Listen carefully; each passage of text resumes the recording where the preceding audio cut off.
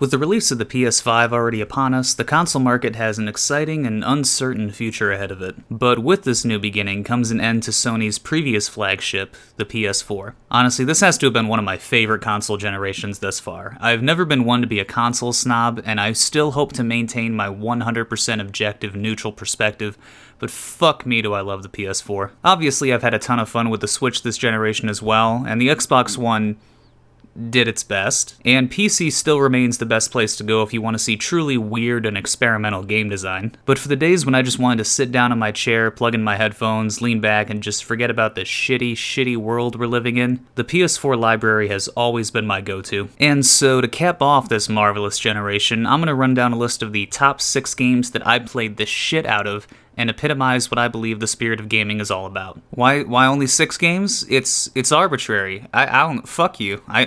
Big disclaimer, the construction of this list was not scientific in the slightest, and the games I've chosen will only be games that I personally played and completed. Because, I don't know if you noticed, but there were a lot of fucking games these past few years. The selection process will also be extremely biased and include games that personally had an impact on me. Some of these may also not be exclusive to the PS4 anymore, due to them being ported to other platforms, but I've tried to only include entries that were at least released as PS4 exclusives to keep the list somewhat focused. And finally, I deeply apologize if my opinion differs from yours.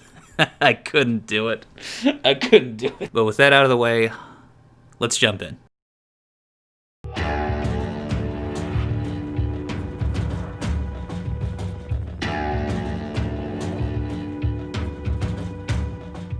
Y'all remember when I said this list was going to be biased? Exhibit A. Although, as someone who has been a fan of Sucker Punch since the first Sly Cooper game, and someone who's played through both of the first 2 Infamous games multiple times, this was probably inevitable. Infamous Second Son was one of the first games that really showcased what the PS4 was capable of graphically. A big fat open world that was like eating chocolate through your eyes. Personally, I think the story was slightly weaker than its previous iterations, and Delsin can be a bit grating at times, but the gameplay loop of running around an open world with superpowers more than made up for it. And the fact that the powers you had access to in the moments heavily relied on the environment you were in meant that I was always improvising my tactics on the fly, and every fight felt like a chaotic clusterfuck that made you feel powerful, but not quite invincible. Sucker Punch may not be writing the next Shakespearean epic, but I'll be shot in the face with a smoke bomb if they don't know how to make a good fucking game. Good job, guys.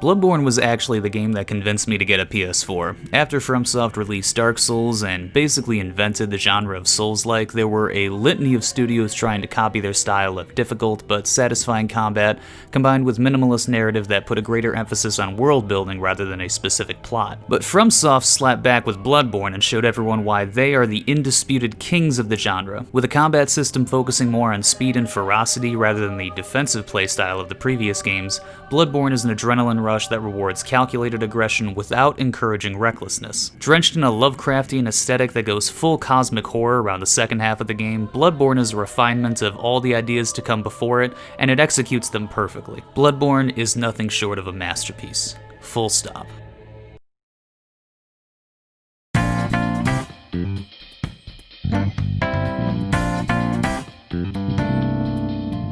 Given the sheer volume of games that are released nowadays, there are times when I'll start a game, I'll enjoy it, but after 15 to 20 hours or so, the prospect of playing another 15 to 20 just to finish it for the sake of finishing it is more of a slog than I'm willing to put up with. So when I say that I played through the entirety of Persona 5 and the entirety of Persona 5 Royal for a total of nearly 300 hours, you know this shit is tight. The story went beyond just good for a JRPG, it's a good fucking story. But the thing that kept me plowing forward even through the game's more grindy segments was the characters. Persona 5's cast is full of characters who are not only interesting, but fully fleshed out identities, all of whom go through some sort of transformation throughout the game as they grow and learn to hone their powers in the hope of changing the world. And the Confidant system is a beautiful way of encouraging players to engage in the stories of these characters, while also rewarding you with abilities and bonuses for doing so. Slap in a fantastic turn-based combat system, make it stylish as fuck, and you've got a contender for the second best JRPG of this generation.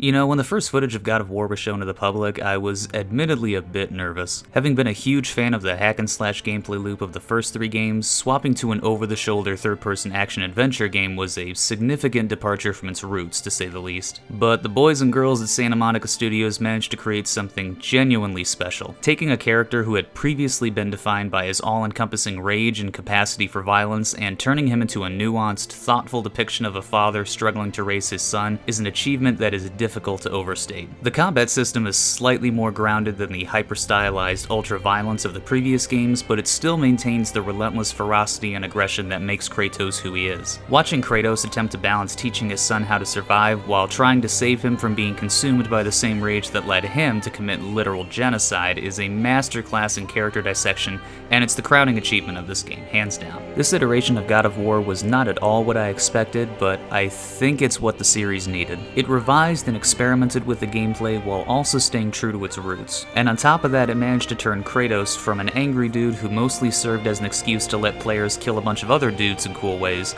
into a genuinely compelling character. If you're looking to reboot a franchise, this is the template for how to do it correctly.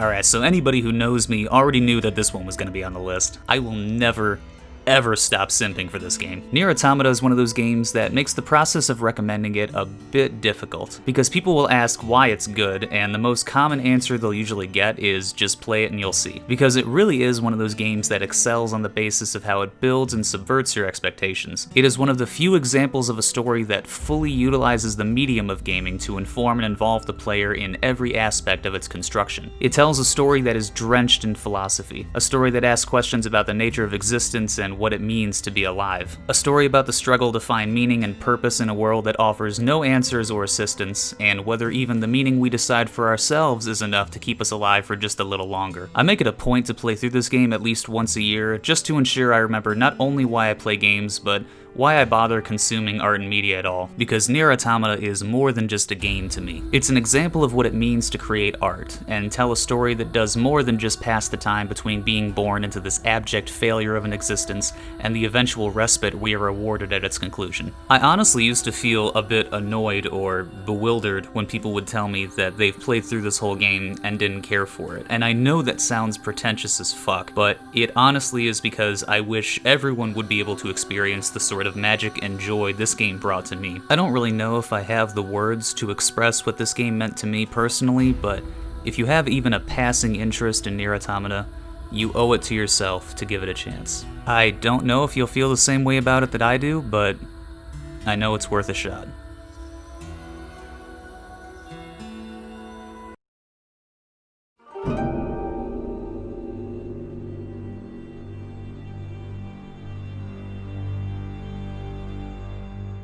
Now, given how much I just lovingly caress the taint of Nier Automata, and I'll fucking do it again, you might be wondering why I saved this game for last. Well, firstly because Ghost of Tsushima is pretty much the swan song of the PS4, one of the last really hyped up PS4 exclusives of this generation. And secondly, it helped remind me of the other reason I play games, to just lean back in a chair or couch and just check out for a while. I could spend hours talking about the specific things I liked about it. There's the combat, which may have ruined most other melee combat systems for me because it was just that good. The visuals, which utilize color in such a calculated and masterful implementation that surpasses the need for higher graphical fidelity. The story, which, while not anything that blew me away, put in enough legwork that I felt invested enough to power through to its surprisingly melancholy conclusion. The loading screens were short enough that I never felt punished for wanting to use the fast travel, being able to swap outfits on the fly without any lengthy animations getting in the way, and the fucking combat, dude, god damn. Overall, Ghost of Tsushima is a game that is greater than the sum of its parts. It makes very few mistakes, and it never takes the player's time for granted. I never had to think too hard about booting it up, and I always came away from my time with it happier than when I started. To put it bluntly,